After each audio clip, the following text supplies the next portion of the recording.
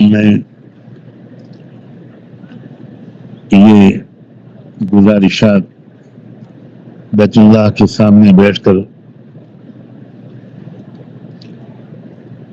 Record کر رہا ہوں.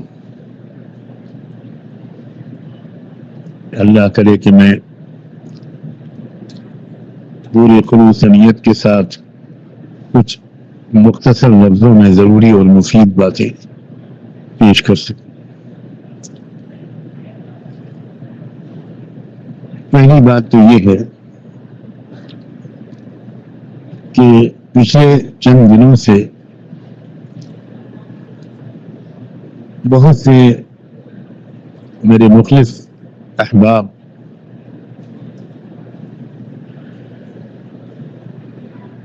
ان باتوں کا جواب دے رہے ہیں جو محترم جناب اسد الدین اویسی صاحب نے میرا نام لیے بغیر میرے بارے میں کہی ہے. میں ان سب حضرات کا بہت دل سے شکریہ ادا کرتا ہوں، لیکن اسے اللہ کا واسطہ دے کر، بیت اللہ کا واسطہ دے کر یہ گزارش کرتا ہوں کہ اب اس سلسلے کو بالکل موقوف کر دیں.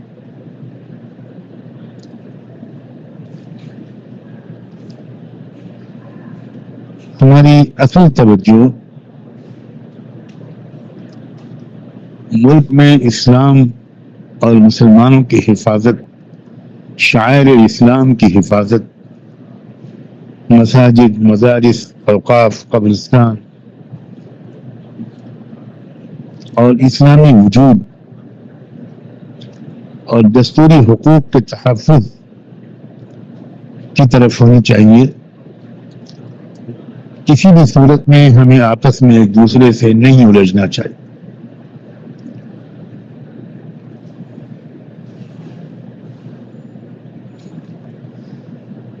جو حضرات میرے دفاع میں وہ باتیں کہہ رہے ہیں، میں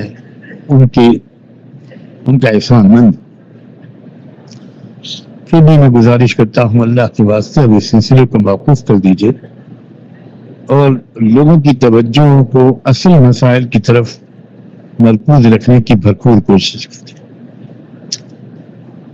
بہت اللہ کا میرے اوپر فضل ہے، بہت کرم ہے. میرا عرصے سے معمول ہے کہ جو حضرات میرے بارے میں کچھ غلط فہمیوں یا بدگمانیوں کی بنیاد پر بہت سی تلخ تن باتیں کہتے ہیں، جو میری رائے میں پوری جانبداری کے ساتھ غلط اور بے بنیاد ہوتی، الحمدللہ ان حضرات کے لیے میرا بہت پہلے سے معمول ہے کہ میں ان کے لیے نماز کے بعد دعائیں کرتا ہوں، کچھ صدقہ نکال کر اس کا ثواب اللہ سے مانگتا ہوں کہ ان کو عطا فرما دے، اور اگر ان سے کوئی غلطی ہوئی ہو تو درگزر فرما، ان کو اپنی غلطی کا احساس کرنے کی توفیق عطا فرما، اور غلطی مجھ سے ہو رہی ہو تو مجھے احساس اعتراف کرنے کی توفیق عطا فرما. میں اس جگہ پر بیت اللہ کے سامنے اللہ کی قسم کھا کر عرض کرتا ہوں کہ سینکڑوں بار الحمدللہ مجھے اس طرز عمل کو اپنانے کی توفیق ہوتی رہی، اور اسد الدین اویسی صاحب کے بارے میں بھی الحمدللہ مجھے اس مرتبہ بھی یہی توفیق ملی، اور میں اکثر ان کی صلاحیتوں کو یاد کر کے، تصور کر کے،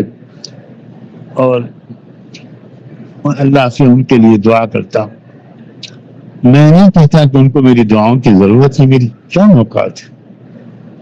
لیکن بہرحال ایک ایمان والے کو دوسرے ایمان والے کے لیے ضرور نیک تمنائیں رکھنی چاہیے اور دعائیں کرنی چاہیے. الحمدللہ ان کے لیے دعائیں کرنا میرا معمول ہے، اور اب جب اللہ نے یہاں پہنچایا تو اللہ کا شکر ہے کہ عمرے کے دوران اور نمازوں کے بعد کوشش کر رہا ہوں کہ ان کے لیے دعاؤں کا اہتمام اور بڑھ جاؤ. ان بڑے باصلاحیت.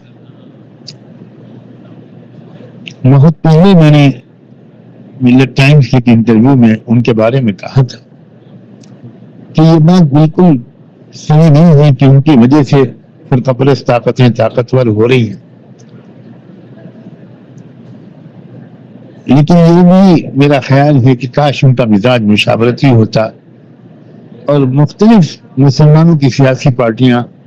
جیسے انڈین نیشنل لیگ ہے، مسلم لیگ ہے، SDPI ہے، ان سب حضرات کے ساتھ اور جن علماء پر ان کو اعتماد ہوتا، مثلا صدر آل انڈیا مسلم پرسنل لا بورڈ حضرت مولانا خالد سیف اللہ رحمانی، مولانا عمرین محفوظ رحمانی، یا جن علماء پر ان کو اعتماد ہوتا، جامعہ نظامیہ کے ذمہ دار حضرات، ان سب کی ایک مشترکہ نشست میں 2-3 دن کے غور و خوض کے بعد طے کیا جاتا کہ انڈیا میں اسلام اور مسلمانوں کے تحفظ کی بہتر شکل کیا ہے۔ بہرحال یہ تمنا ہے، اللہ جانے کب پوری ہوگی۔ میں تو صرف یہ عرض کرنا چاہتا ہوں کہ جو کچھ بھی انہوں نے کہا میں نے اپنی اصلاح کی غرض سے اس کو کئی بار سنا، اور الحمدللہ میرے دل میں کوئی کدورت میں نہیں محسوس کرتا۔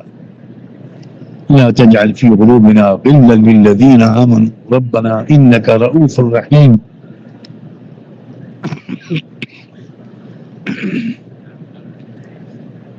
جو بھائی اور بہنیں میرے اس پیغام کو سن رہے ہیں ان کو سلام پیش کرتا ہوں، ان کی دعاؤں کا محتاج و طالب ہوں، اور سب کے لیے دعاؤں کی توفیق اللہ سے مانگتا ہوں۔ جزاکم اللہ وبارک فیکم، السلام علیکم ورحمۃ اللہ وبرکاتہ۔ یہ جو آوازیں آپ سن رہے ہوں گے پس منظر میں، یہ سب اللہ